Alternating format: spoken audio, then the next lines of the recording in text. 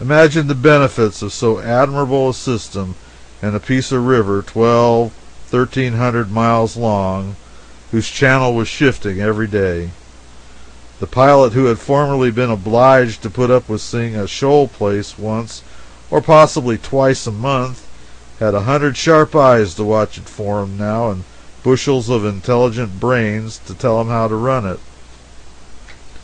His information about it was seldom 24 hours old. If the reports in the last box chanced to leave any misgivings in his mind concerning a treacherous crossing, he had his remedy. He blew his steam whistle in a peculiar way as soon as he saw a boat approaching. The signal was answered in a peculiar way if that boat's pilots were association men.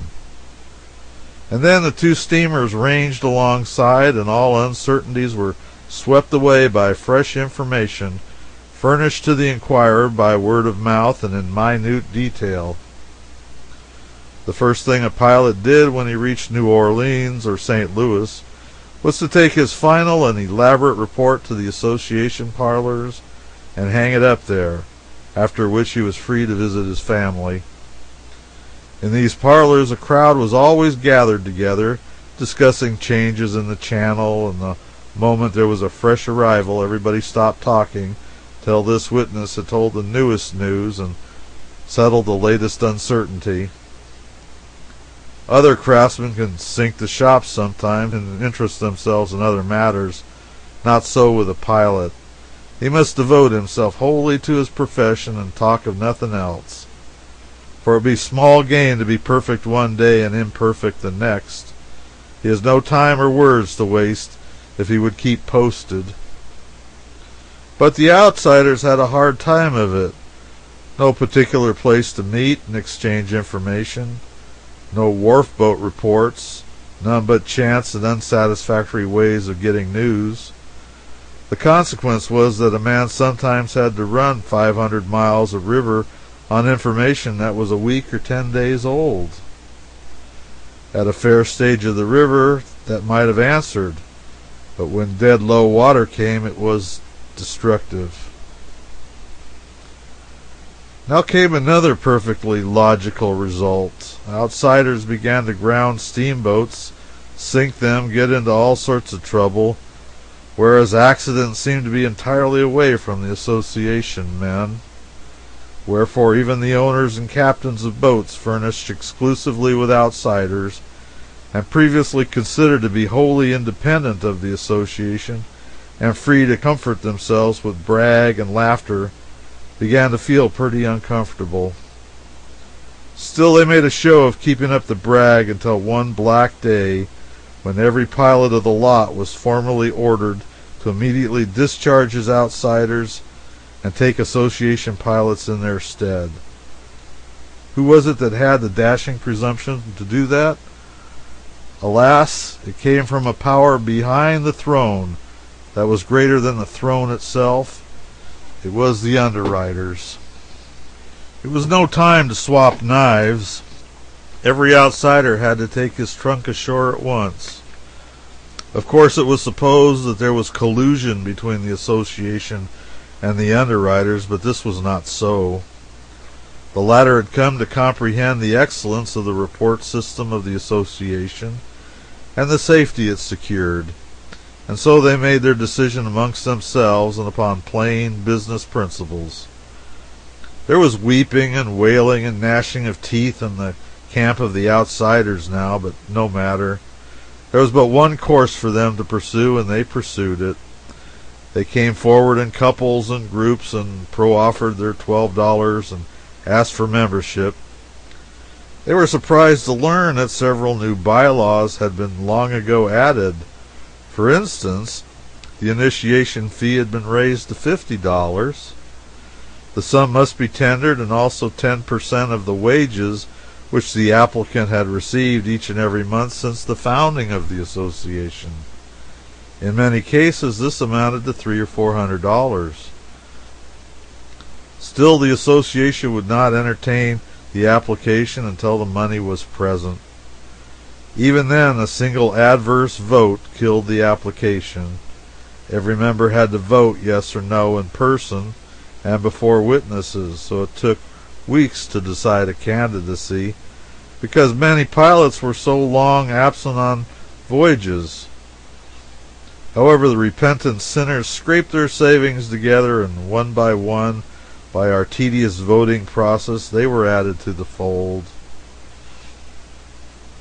A time came at last when only about 10 remained outside. They said they would starve before they would apply.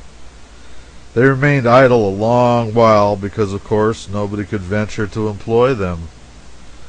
By and by, the association published the fact that upon a certain date the wages would be raised to $500 per month.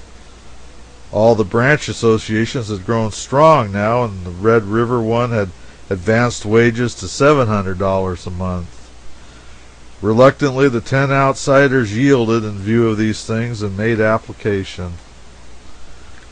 There was another new bylaw by this time, which required them to pay dues not only on the wages they had received since the association was born, but also on what they have received if they had continued to work up until the time of their application, instead of going off to pout in idleness. It turned out to be a difficult matter to elect them, but it was accomplished at last.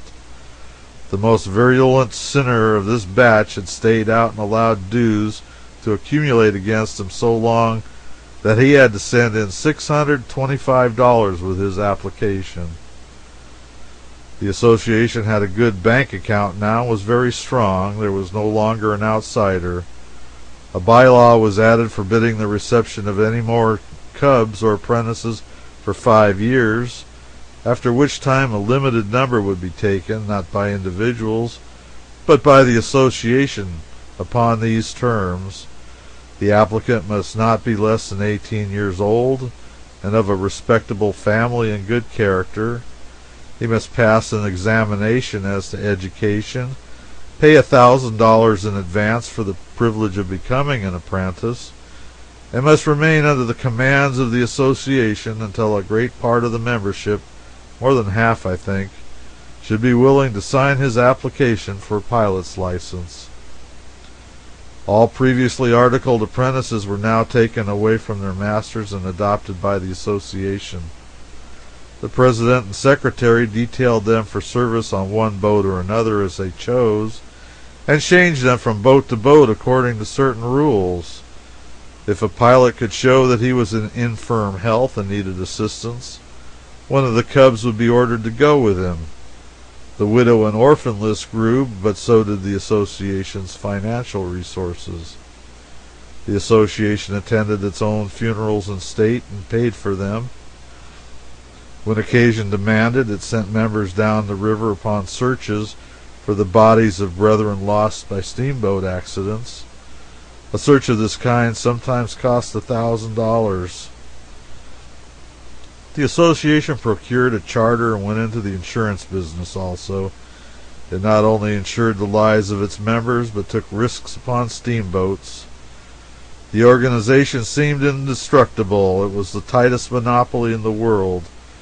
By the United States law, no man could become a pilot unless 2 duly licensed pilots signed his application. Now there was nobody outside the association competent to sign. Consequently, the making of pilots was at an end. Every year some would die and others become incapacitated by age and infirmity, and there would be no new ones to take their places. In time, the association could put wages up to any figure it chose. And as long as it should be wise enough not to carry a thing too far and provoke the national government into amending the licensing system, steamboat owners would have to submit, since there'd be no help for it. The owners and captains were the only obstruction that lay between the association and absolute power, and at last this one was removed. Incredible as it may seem, the owners and captains deliberately did it themselves. When the Pilots Association announced months beforehand that on the first day of September 1861 wages would be advanced to $500 per month, The owners and captains instantly put freights up a few cents and explained to the farmers along the river the necessity of it by calling their attention to the burdensome rate of wages about to be established. It was a rather slender argument, but the farmers did not seem to detect it. It looked reasonable to them that to add 5 cents freight on a bushel of corn was justifiable under the circumstances, overlooking the fact that this advance on a cargo of 40,000 sacks was a good deal more than necessary to cover the new wages. So straight away the captains and owners got up an association of their own and proposed to put captains' wages up to $500 too, and move for another advance in freights. It was a novel idea, but of course an effect which had been produced once could be produced again. The new association decreed, for this was before all the outsiders had been taken into the Pilots' Association, that if any captain employed a non-association pilot, he should be forced to discharge him and also pay a fine of $500. Several of these heavy fines were paid before the captain's organization grew strong enough to exercise full authority over its membership. But all that ceased presently. The captains tried to get the pilots to decree that no member of their corporation should serve under a non-association captain, but this proposition was declined. The pilots saw that they would be backed up by the captains and the underwriters anyhow, and so they wisely refrained from entering into entangling alliances. As I have remarked, the Pilots' Association was now the compactest monopoly in the world, perhaps, and seemed simply indestructible, and yet the days of its glory were numbered. First, the new railroad stretching through Mississippi, Tennessee, and Kentucky to northern railway centers began to divert the passenger travel from the steamers. Next, the war came and almost entirely annihilated the steamboating industry during several years, leaving most of the pilots idle and the cost of living advancing all the time. Then the treasurer of the St. Louis Association put his hand into the till and walked off with every dollar of the ample fund. And finally, the railroads intruding everywhere, there was little for steamers to do when the war was over but carry freights. So straightway some genius from the Atlantic coast introduced the plan of towing a dozen steamer cargoes down in New Orleans at the tail of a vulgar little tugboat. And behold, in the twinkling of an eye, as it were, the association and the noble science of piloting were things of the dead and pathetic past.